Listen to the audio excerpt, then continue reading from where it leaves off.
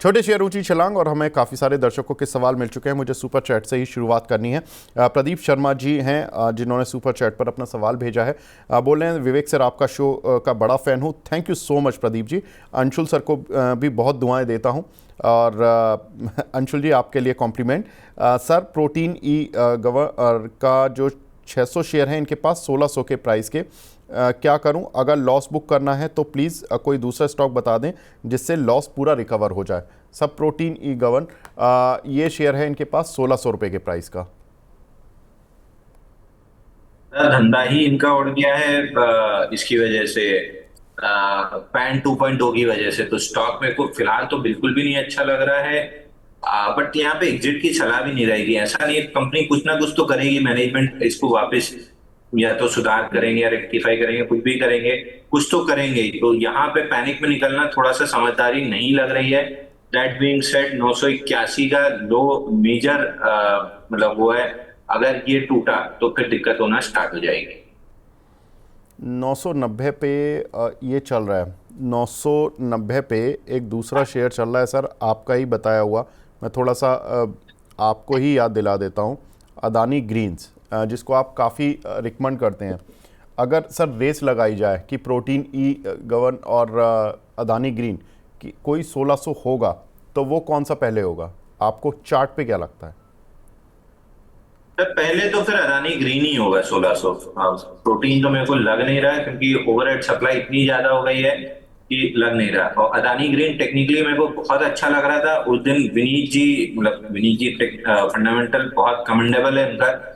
उन्होंने भी जब बात हो रही थी तो अदानी ग्रीन उनके भी वॉच लिस्ट में है। तो मेरा कॉन्फिडेंस वहां से डबल हो चुका है। 1600 की तो नहीं, 1447 तक तो मेरे को आराम से आते हुए दिख रहा है। 1447 निकला तो फिर 1600 का कोई वो नहीं बनता है। मतलब टेक्निकल चार्ट पे 1600 इतना इंपॉर्टेंट नहीं है। 1447, 1733, ये दो लेवल इंपॉर्टेंट है। तो फिलहाल मेरे को 1127 आ रहा है। वो निकल के जब सस्टेन करेगा 1447, फिर 1447 पे थोड़ा सा समय कंसोलिडेट करेगा, उसके बाद 1733 आएगा। तो Adani green any day, protein के बदले अदानी ग्रीन एनी डे बहुत बेहतरीन स्टॉक है। बिल्कुल, आपने अदानी ग्रीन्स की बात की सर। इसमें एक बड़ी खबर है और मैं आपके कॉन्फिडेंस को थोड़ा सा और बूस्टअप देने की कोशिश करता हूं, क्योंकि जो खबर है वो कुछ इस तरह की है। अदानी ग्रीन्स में कल प्रमोटर ने 608 करोड़ रुपए के वारंट्स को इक्विटी में कन्वर्ट किया है। इसकी महत्वता क्या है? ये वारंट्स करीब, इसमें हुआ क्या है कि 54.7 लाख नए शेयर जारी होंगे कंपनी को, प्रमोटर्स को वारंट के जरिए। वारंट का जो इक्विटी में कन्वर्जन है ना, जो शेयर प्राइस का कन्वर्जन है, वो 1480 रुपये 75 पैसे पे है। अब खबर सुनने में थोड़ी सी कॉम्प्लेक्स है, मैं इसको आसान कर देता हूँ। होता क्या है कि जब कंपनी को फंड रेज करना होता है तो वो प्रमोटर को कई बार वारंट जारी कर देते हैं। वारंट में शर्त ये होती है कि आप इनको भविष्य में इक्विटी शेयर में कन्वर्ट कर सकते हैं। वारंट जितने जारी किए गए उतने ही इक्विटी शेयर कन्वर्ट हो जाते हैं। उसमें प्राइस ऊपर रखा गया 1480 रुपये 75 पैसे, यानी कि प्रमोटर 1480 रुपये 75 पैसे का भुगतान कंपनी को करेगा, तब उसको शेयर मिलेगा। अब अगर प्रमोटर 1480 रुपये 75 पैसे पर खुद अपनी ही कंपनी में स्टेक बढ़ा रहा है, तो कहीं ना कहीं विजिबिलिटी किस तरह की होनी चाहिए वो हम खुद सोच सकते हैं। और ऐसा नहीं कि ये 608 करोड़ रुपए ही प्रमोटर लगा रहा है। प्रमोटर ने जनवरी 2024 में 6.3 करोड़ वारंट जारी किए थे, और वारंट जारी करते समय प्रमोटर की होल्डिंग कंपनी में 56.37% थी। अभी तक प्रमोटर ने 1.75 करोड़ वारंट का कन्वर्जन इक्विटी में कर चुके हैं, यानी कि 6.3 करोड़ में से 1.75 करोड़ वारंट इक्विटी में कन्वर्ट कर लिए, जिसकी वजह से उनकी होल्डिंग कंपनी में बढ़ गई है। अब 4.5 करोड़ वारंट और रह गए जो कि उनको कन्वर्ट कराने शेयर में, और जब वो शेयर में कन्वर्ट होंगे तो उसकी एक समय सीमा है, जुलाई तक वो हो सकता है कि अपने सारे वारंट कन्वर्ट करा लें इक्विटी में। इसका मतलब है कि प्रमोटर करीब करीब 9500 करोड़ रुपए कंपनी में डाल रहा है, निवेश कर रहा है। अब इस वारंट के जब कन्वर्जन हो जाएगा इक्विटी में, यानी कि शेयर मिल जाएंगे उनको, तो प्रमोटर का हिस्सा जो कि वारंट जारी करने से पहले करीब 56.37% था, वो बढ़कर करीब 70% हो जाएगा। तो प्रमोटर की होल्डिंग एकदम से स्पाइक करेगी।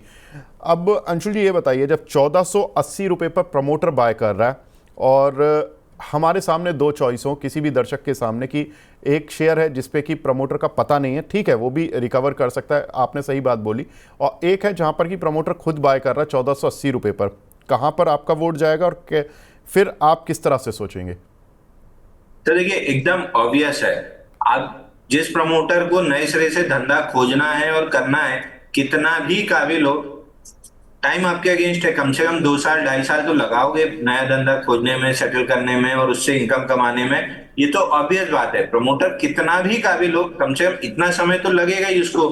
तो अगर मैं मानूं कि उनका प्रमोटर और मैनेजमेंट बहुत काबिल है तो भी 3 साल लगेगा, लेकिन अगर गिव अप कर गए तो शेयर ही खत्म हो जाएगा। तो मैं अनसर्टेनिटी में जाने की जगह सर्टेनिटी में जाना पसंद करूंगा, भले 2 पैसा कम बने। अदानी ग्रीन में दूसरी चीज, प्रमोटर के पास ये ऑप्शन था। अब एग्जैक्ट फंडामेंटल मेरे को नहीं पता इसका टेक्निक वो क्या होता है ज्यादा डिटेल, बट वारंट वो नीचे के रेट में भी कन्वर्ट कर सकते थे, जहां तक मेरे को आइडिया ऐसी पॉसिबिलिटी थी। अब अगर प्रमोटर 988 भाव चल रहा है तब भी 1480 में कन्वर्ट करा रहा है, तो इसका दो ही मतलब होता है, एक प्रमोटर ईमानदार है, दूसरा प्रमोटर को छोटे इन्वेस्टर की फिक्र है। नहीं तो अगर लालची होता तो वो सस्ते में कन्वर्ट कराता, इन्वेस्टर कॉन्फिडेंस बूस्ट करने का उसको कोई लेना देना, मतलब करना जरूरी है लेकिन पैसा खर्च करके करना, ये इसके लिए बड़ा जिगरा चाहिए होता है। तो अगर प्रमोटर इतना जिगरा दिखा रहा है तो ऑब्वियसली है कि आपको इस प्रमोटर के पीछे लग जाना है, अपने लिए पैसा बनाएगा, आपके लिए भी पैसा बना देगा। वो मेहनत कर रहा है, पूरी मेहनत वो कर रहा है, आपको तो सिर्फ इतना बोल रहा है कि शेयर लेके रखे रहो, अगर ट्रेड करना है तो रेजिस्टेंस पे बेच दो, सपोर्ट पे वापस ले लो, और इन्वेस्टर बनना है तो फिर 4-6 महीने 1 साल 2 साल के लिए स्टॉक छोड़ दो, अपने आप पैसा कमा लोगे। जो मेहनत कर रहा है उसके पीछे शांति से बैठ जाओ, अपना पैसा बनाओ। बिल्कुल ठीक बात है। तो यहाँ पर सर फिर फाइनल आंसर क्या करें, मतलब MTR वो माफ़ कीजिएगा जो प्रोटीन ई गवर्न है वहाँ से निकल के अदानी ग्रीन पर रहें, या 50-50 कर लें, या ऐसा करें कि मतलब पूरी तरह से एग्जिट करके इस शेयर पर शिफ्ट कर लें, क्या करें? Sir any day clear cut इसका नो ब्रेनर जवाब है, मैं प्रोटीन से निकल के अदानी ग्रीन में चला जाता। मैं प्रोटीन इस समय नहीं रखता, मैनेजमेंट अगर अच्छी होती, अपने अच्छी है और अपने आप को प्रूव कर लेती है 1-2 साल में, भले मैं री एंटर कर लूं, बट इस जंक्चर पे मैं प्रोटीन से निकल के अदानी ग्रीन में कन्वर्ट कर देता। एकदम नो ब्रेनर आंसर है। ठीक है सर, आपको उत्तर मिल गया होगा। अब आगे बढ़ते हैं। आयुष महाजन जी का सवाल है सर, फोर्टिस हेल्थ केयर, इसमें कोई ब्रेकआउट प्ले कर सकते हैं क्या? बिल्कुल सर, फोर्टिस हेल्थ केयर में आप इंडिगो का चार्ट याद करेंगे तो इंडिगो में सिमिलर 4600 पे वीकली पे पेरेंट ब्रेकआउट आया था, लगभग 5600 6000 तक ये स्टॉक निकल गया था। इंडिगो का तक गया था, हाँ 5600 तक ये स्टॉक निकल गया था। बिल्कुल सिमिलर स्ट्रक्चर है, ब्रेकआउट आ चुका है 708 710 की जोन में। कल वॉल्यूम भी लगभग 500% वॉल्यूम राइज था, तो हाई वॉल्यूम ब्रेकआउट है। यहाँ से जब तक स्टॉक 650 होल्ड कर रहा है, 650 आपका स्टॉप लॉस होगा, जब तक ये होल्ड कर रहा है ऊपर में 1050 तक का टारगेट तो आराम से बनता है। ठीक है। अंबुजा सीमेंट 560 रुपए के लिए हुए हैं, साईं प्रवीण जी ने आपकी गाइडेंस चाहते हैं sir. Ambuja cement last week भी हमने बात की थी कि बाई करना है तो एसीसी अंबुजा सीमेंट बाई करके चल सकते हैं। 584.20 का टारगेट है, 584.20 टारगेट में एक्चुअल में ब्रेकआउट पॉइंट है। 584.20 निकलता है तो 643 का पहला टारगेट बनेगा। ठीक है। सुरेंद्र कौर जी हैं, इनका सवाल है सर, ड्रीम फोक्स पर 205 शेयर हैं, 505 रुपए के, सेल कर रहे हैं होल्ड?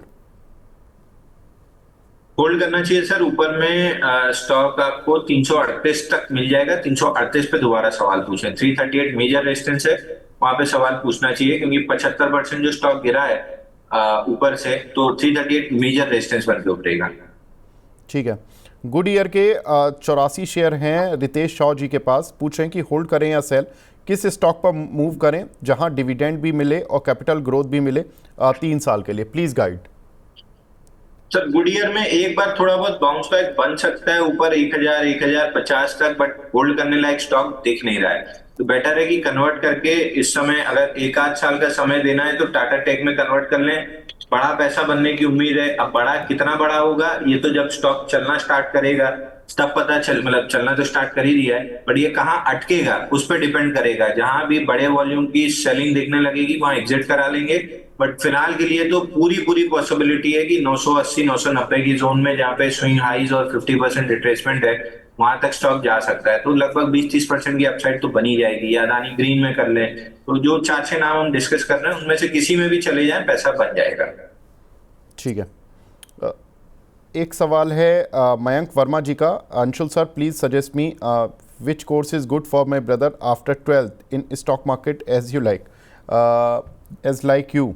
और इनके सवाल हैं IOC, JSW, ABC, AB capital होगा आई थिंक, इन्होंने बाय किए हुए हैं। सर कोई कोर्स है जो कि 12वीं क्लास की परीक्षा के बाद कोई बच्चे अगर स्टॉक मार्केट में आना चाहते हैं तो आप सजेस्ट कर सकें? तो देखिए, समस्या ये है ना कि मतलब मेरी शादी दिसंबर 2000, देख ना लेनी, नवंबर दिसंबर, फिर डांट पड़ेगी कि याद नहीं रहती इसकी। आप डांट खाने के काम पूरी तरह से कर रहे हो सर। दिसंबर आपका स्टॉप लॉस 2015। कटेगा इस चीज पर। अरे इधर तो कैपिटल साफ हो जाएगी सर। बिल्कुल, बताइए। दिसंबर 2015 में मेरी शादी हुई थी। उसके 4 साल पहले मतलब 2011 जब एक मेंटर मुझे मिले थे, वहां से उनने बुक्स पढ़ने की जो रिकमेंडेशन दी थी, वहां से लगभग लगभग मैंने 300 किताबें पढ़ी हैं। तो मेरे को ये याद नहीं है किस किताब में क्या था और कहाँ से मैं इतना सेटअप लेके आया हूँ। अगर आप बोलेंगे किताब बता दो, बहुत मुश्किल होगा, क्योंकि हर चीज में से थोड़ा थोड़ा नॉलेज लेते गए और उसको अपना बनाते गए। तो फाइनल प्रोडक्ट तो अपना है, बट ये नहीं है कि मैंने उसको प्रोड्यूस किया है। सब जगह से कलेक्ट करके एक अपनी खिचड़ी बना ली है। अब 2 बुक मैं आपको अदर रिकमेंड कर दे रहा हूँ। एक है मार्क मिनर्विनी, एक है विलियम ओनी। इक्विटी ट्रेडिंग के लिए दोनों बेताज बादशाह हैं। मतलब ट्रिपल डिजिट रिटर्न निकालना बाजार से इनके लिए बच्चों का खेल है। तो इनकी बुक्स पढ़ लीजिए। इनकी बुक्स में पूरा तमाम तरह का ज्ञान है जितना आपको चाहिए होगा पैसा कमाने के लिए। कोई भी कोर्स कुछ भी करने की जरूरत नहीं है, केवल इन 2 ऑथर्स को पढ़िए, बिल्कुल डीपली पढ़िए, कम 200-300 चार्ट पे प्रैक्टिस कीजिए। तब कहीं जाके 2-3 साल में आप बहुत परफेक्ट हो जाएंगे। तो ये क्विक मनी या शॉर्ट टर्म वाला कोई शॉर्टकट वाला मेथड नहीं है। इनको पढ़ना पड़ेगा, रोज जी 200-300 चार्ट पे आपको प्रैक्टिस करना होगा, तब जाके 2-3 साल में आप परफेक्ट होंगे। आप आए AB कैपिटल पे, तो ब्रेकआउट है, हमने अपने क्लाइंट्स को रिकमेंड किया है, सभी लॉन्ग है।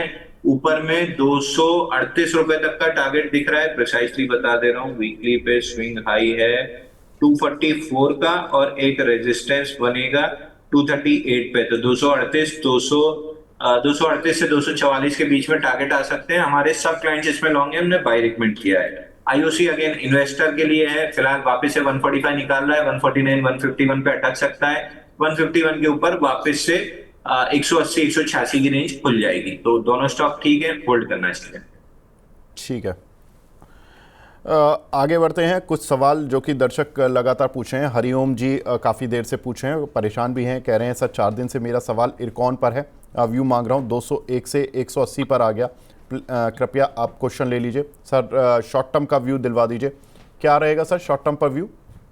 तो 4 दिन की गिरावट में वॉल्यूम कुछ भी नहीं है, तो मेरे ख्याल से ये स्टॉक एक झटका और देगा 212 रुपए तक। 212 पे या तो सवाल पूछ लें, मौका ना मिले तो एक बार कम से कम आधा तो निकल ही लें।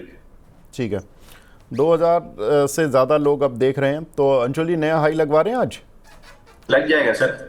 चलिए ठीक है। एक हमारे दर्शक हैं बॉन्ड, काफ़ी समय बाद आए हैं और ये बोल रहे हैं कि मैं 3 महीने से सवाल पूछ रहा हूँ। देखिए आपने अपना नाम तो नहीं लिखा, मुझे भी नाम याद नहीं है, लेकिन मैं कोई नाराज वराज नहीं हूँ, बोल रहे कि नाराज हूँ मैं कोई नाराज नहीं हूँ। सर आप अपना सवाल पूछते तो और अच्छा लगता, लेकिन आपने आज भी सवाल नहीं पूछा। तो चलिए कोई नहीं, आप सवाल भेज दीजिए, हम सवाल लेने की पूरी कोशिश करेंगे। BK फिजिक्स के नाम से एक ID बना हुआ है, डॉक्टर रेड्डीज 1144 रुपये के लिए हुए हैं। सर क्या करें इसमें? तो प्रॉब्लम डॉक्टर रेड्डी में नहीं है, प्रॉब्लम है फार्मा इंडेक्स में, जो 22,000 200 की रेंज में अटका है। अगर ना अटकता तो अभी तक डॉक्टर रेड्डी अपना जो गैप है 1278 के आसपास उसको फिल कर चुका होता। That being said, doctor Reddy में मेरे को फिलहाल कोई दिक्कत नहीं दिख रही है। बस फार्मा इंडेक्स जैसे ही कंसोलिडेशन से निकलेगा, डॉक्टर रेड्डी में बहुत जल्दी और बहुत तेजी से नया ऑल टाइम हाई लगने की पॉसिबिलिटी है। एक अर्निंग्स का गैप था 1252 1274 55 इस रेंज में, जैसे इस रेंज के ऊपर क्लोज करेगा ऑल टाइम हाई खुल जाएगा, और जब फार्मा इंडेक्स अब ब्रेकआउट देगा 22,200 के ऊपर, तो सबसे तेज उसमें डॉक्टर रेड्डी रहेगा। तो अगर एक ही स्टॉक मेरे को पकड़ के रखना है फार्मा इंडेक्स में, तो मैं लार्ज कैप में डॉक्टर रेड्डी पकड़ूंगा। अगर दो स्टॉक पकड़ना है तो फिर मैं मिड कैप में आऊंगा पीपीएल फार्मा में, उसमें इन्वेस्ट करूंगा, ट्रेड नहीं करूंगा। ठीक है। प्रवीण वाजपेयी जी का सवाल है सर, महाराष्ट्र सीमलेस में क्या टारगेट रख सकते हैं ये? महाराष्ट्र सीमलेस में एक बार के लिए 800 रुपए तक जा सकता है, बट बहुत थकी हुई मूव रहेगी। मैं फ्रेश बाई तो नहीं प्ले करूंगा, अगर होल्ड है तो एक बार 800 रुपए तक के लिए होल्ड कर सकते हैं। ठीक है। एक हमारे दर्शक हैं मोहम्मद राफिक साहब, पहले तो गुड मॉर्निंग बोल रहे हैं। गुड मॉर्निंग सर, आपको फोर्टिस हेल्थ केयर में 1054 का टारगेट कब तक आएगा? ये टारगेट आपने दिया था क्या अंशुल जी? हाँ सर, अभी थोड़ी देर पहले अपन ने पिन डिस्कस किया था 1054 का टारगेट। देखिए समय अच्छा। लगेगा। वीकली चार्ट का ब्रेकआउट है, तो वीकली में अगर मान लीजिए कि 12-15 बार में भी आया तो 3 से 4 महीना हो जाएगा। तो उस हिसाब से पेशेंस वाला ट्रेड है। 1050 आने की गुंजाइश बहुत, 90% चांस है कि ये टारगेट अचीव करेगा, 10% चांस है कि ये स्टॉप लॉस हिट करेगा, क्योंकि 100% कोई चीज नहीं होती। तो 650 का स्टॉप लॉस लगाइए, 3 से 4 महीने छोड़ दीजिए, नहीं स्टॉप लॉस कटा तो मोस्ट लाइकली 1054 आराम से आएगा। ठीक है। मोहित गुप्ता जी पूछ रहे हैं सर, वोल्टास इन्होंने 1260 की बाइंग की है, अभी क्या करें इसमें? तो वोल्टास मेरे को बहुत अच्छा नहीं लग रहा है। 1300 निकला तो कोई तेजी डेवलप होगी, 1220 तोड़ा तो 1020 तक आने की प्रोबेबिलिटी काफी हाई है। जिस रेंज में खड़ा है, या तो किसी भी दिन बड़ी अपमूव दे देगा, जैसे अभी बैंक निफ्टी पे अगर मगर बहुत था, अब डिसाइसिवली क्लियर हुआ, तो इसमें भी अगर मगर बहुत है। 1300 निकला तो थोड़ा सा बाउंस बैक देगा, 1220 निकला तो 1020 तक आएगा। मेरे हिसाब से स्टॉक से निकल के कहीं मूविंग काउंटर में चले जाएंगे तो ज्यादा अच्छा रहेगा। ठीक है। शैलेंद्र जी पूछ रहे हैं सर, टाटा पावर और प्रीमियर एनर्जी, इन दोनों इनको इनमें से कोई एक बाय कर लें या दोनों बाय कर सकते हैं क्या? प्रीमियर एनर्जी, प्रीमियर एनर्जी 1240 के ऊपर सस्टेन तो कर रहा है। 1240 के ऊपर अगर निकलता, सॉरी 1250 के ऊपर अगर सस्टेन करता है, नहीं सॉरी 1050 चल रहा है, 1250 के ऊपर नया ब्रेकआउट बनेगा स्टॉक में, तो फिलहाल के लिए एक बार बाइंग है तो होल्ड कर सकते हैं। फ्रेश बाइंग बहुत अच्छी तो नहीं है, तो फिर मैं टाटा टेक मेरे पास में पोर्टफोलियो में, तो 22 साल की सलाह नहीं रहेगी। अदानी ग्रीन में, एटीजीएल में या गेल में इस टाइप में फ्रेश बाइंग करेंगे तो ज्यादा पैसा बन सकता है। इसमें 1250 निकलने के बाद ही बड़ी तेजी डेवलप होगी, अभी तो होती हुई नहीं दिख रही है। दूसरा टाटा पावर 400 के ऊपर सस्टेन करने की कोशिश कर रहा है, इवेंचुअली किसी ना किसी दिन मोमेंटम आएगा और 470 447 तक इसको ले जाएगा, तो थोड़ा और कंसोलिडेशन हो सकता है, बट चलेगा। और टाटा पावर और टाटा मोटर्स, इनमें से एक मेरे को सेलेक्ट करना है, तो मैं टाटा मोटर्स सेलेक्ट कर लूंगा। उसका पैटर्न फिलहाल थोड़ा सा ज्यादा अच्छा लग रहा है, तो टाटा पावर की जगह टाटा मोटर कंसिडर कर लेंगे तो ज्यादा अच्छा रहेगा। ठीक है। लर्नर के नाम से आईडी है, सरला पॉली पर पूछ रहे हैं सर, क्या टारगेट और स्टॉप लॉस रखें और कितनी ड्यूरेशन के लिए होल्ड कर सकते हैं? सरला पॉली में स्टैंडर्ड डिस्क्लेमर, क्लाइंट्स लॉन्ग हो सकते हैं। हमने बाई कॉल इनिशिएट करके 2-3 दिन पहले दिया था। 117.88 और 129 रुपए तक के टारगेट दिख रहे हैं। अब स्टॉप लॉस 106 रुपए का क्लोजिंग बेसिस पे होना चाहिए। टाटा का एक और शेयर चला था, टाटा केमिकल जी। टाटा केमिकल बढ़िया ब्रेकआउट आ रहा है, ये इसको भी अब बाइंग वाली वॉच लिस्ट में लाएंगे। अच्छा, ठीक है। अगला सवाल है मयंक वर्मा जी का, माफ़ कीजिएगा, यहाँ पर अगला सवाल है आयुक महाजन जी का, expected time for 1000 target in 40s। अरे भाई, ये 40s में तो बड़े सवाल आ रहे। सर बता तो दिया 40s में, अभी बताया सर ने कि थोड़ा वीकली चार्ट पर कि किस तरह से कितने दिन लगेंगे, और 1000 से ऊपर के टारगेट सर ने बताए हैं। अगला सवाल लेते हैं रोशन साहू जी का, big fan of Anshul sir, GAIL, Tata steel, IOC, Adani green, profit book small and mid cap में डर लगता है। आईटीसी होटल 15% प्रॉफिट है, प्लीज़ मुझे स्मॉल प्रॉफिट चाहिए, ह्यूज नहीं। अरे तो भाई ये क्वेश्चन है, आंसर है, क्या है ये? सर जहां डर लगे वहां बुक कर लीजिए। एक चीज याद रखिए, स्टॉप लॉस स्ट्रिक्टली मेंटेन करना है, उसमें कोई किसी से दोबारा सलाह नहीं लेनी है। प्रॉफिट आपका जहां पेट भर रहा है वहां प्रॉफिट बुक करके एग्जिट कर लीजिए, उस पर ज्यादा किसी से पूछने की जरूरत है नहीं। ठीक है सर, ये छोटा प्रॉफिट में खुश रहते हैं तो ठीक है, तो रोज की खुशी चाहिए इन्हें, थोड़े शॉर्ट टर्म में हफ्ते 2 हफ्ते में भी अगर खुशी तो मिल देखिए, जाती है अगर ठीक छोटे है। प्रॉफिट में आप खुश रहते हैं, ये अक्रॉस द बोर्ड सभी के लिए है। अगर आप छोटे प्रॉफिट में खुश हैं, इसका मतलब है आपका स्टॉप लॉस और भी छोटा होगा। मतलब अगर आप 5% प्रॉफिट में खुश हैं तो 2.5% से ज्यादा आपका स्टॉप लॉस होगा नहीं। मिड कैप स्मॉल कैप में 2.5% का स्टॉप लॉस मिनटों में कटता है, वहां पे 8% का आइडियल स्टॉप लॉस होता है। तो ये याद रखिए कि अगर आप छोटे प्रॉफिट में और डेली थोड़े थोड़े प्रॉफिट में इंटरेस्टेड हैं, आपके लिए mid cap small cap space कभी नहीं है। जब तेजी में आएगा तब भी नहीं है, जब मंदी में आएगा तब भी नहीं है। आप लार्ज कैप में प्ले करते रहिए, 3 से 5% का मूव अपने गिरे हुए स्टॉक में लीजिए और बढ़ती पे उसको बेच दीजिए। जैसे टाटा केमिकल अभी चलना स्टार्ट हुआ है, फटाक से लीजिए, 5% मिल जाएगा। अगर छोटे प्रॉफिट में इंटरेस्टेड है तो मिड कैप स्मॉल कैप कभी नहीं छेड़ना है। ठीक है। जिंदल स्टील, अर्थ पटेल जी पूछ रहे हैं सर, 980 के लिए हुए हैं, माफ कीजिएगा 1000 रुपए के लिए हुए हैं, 980 शेयर, क्या करें इसमें? जिंदल स्टील सर फ्लैगिश काइंड ऑफ एक्शन है, मूविंग एवरेज से थोड़ा सा दूर है, हो सकता है एक बार 930 तक आए, बट ये कंसोलिडेशन जब भी कंप्लीट करेगा बहुत हाई लाइकली है कि 1062 तक ऊपर जा सकता है। फिलहाल कंसोलिडेशन में है, 930 आ सकता है, बट ओवरऑल जो स्ट्रक्चर है वो 1030 1040 की रेंज दिखा रहा है। ठीक है। ओकेश कुमार जी बोल रहे हैं सर, आपने जो अभी बुक बताई हैं वो कहाँ मिलेंगी? अमेजोन पे मिल जाएंगे सर। ठीक है, तो अमेज़ॉन पर मिल जाएंगी। एक हमारे दर्शक हैं डॉक्टर प्रजापति जी, ये पूछ रहे हैं sir, God of Indian market Anshul ji, please suggest on power India. वाह सर, आपको तो गॉड ऑफ स्टॉक मार्केट अब उपाधि मिलने लगी है, आप तो सचिन तेंदुलकर बन गए, God of Indian cricket, God of cricket, Indian cricket भी नहीं। हाँ जी सर, बताइए power India. Power power power India में ब्रेकआउट है पूरे राउंडिंग बॉटम का, 32 हफ्ते का। हाँ, 32 हफ्ते के राउंडिंग बॉटम का ब्रेकआउट है, लेकिन पिछले 2 दिन में मूव इतनी आ चुकी है कि स्टॉप लॉस बहुत पीछे छूट गया है 15,800 पे। तो अब फ्रेश बाइंग नहीं बनती है, या तो 3-4 दिन कंसोलिडेट करे तो स्टॉप लॉस जब ऊपर सरक के छोटा होगा तब बाई रिकमेंडेशन रहेगी। बट जो पूरा बेस है इसके ब्रेकआउट का टारगेट 21,000 रुपए आता है, तो जिसके पास है वो होल्ड कर सकता है 15,800 के स्टॉप लॉस से।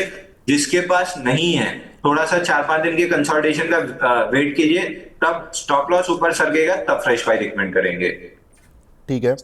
प्रवीण जी का सवाल है सर, सांगवी मूवर और वेल्सपन लिविंग के टारगेट्स पूछ रहे हैं, क्या रखें?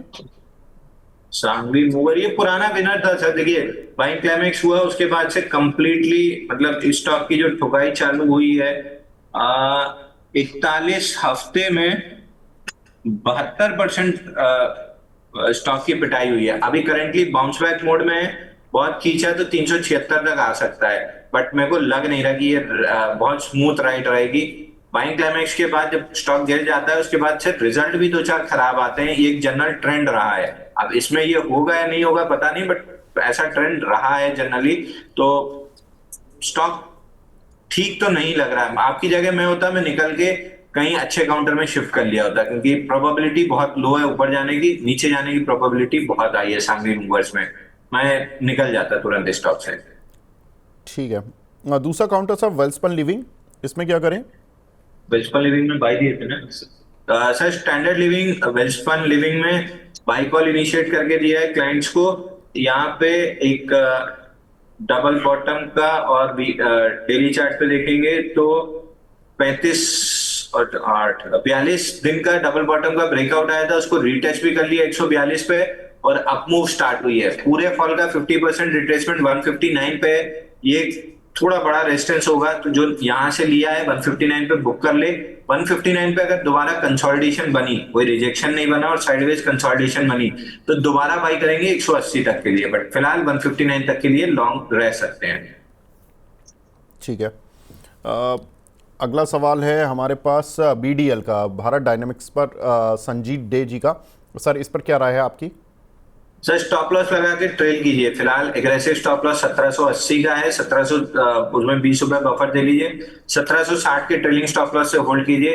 ट्रेंड रिवर्सल 1760 के नीचे आएगा, जब तक वो नहीं टूट रहा है, आराम से मोमेंटम आ रहा है, कैरी फॉरवर्ड कर लीजिए।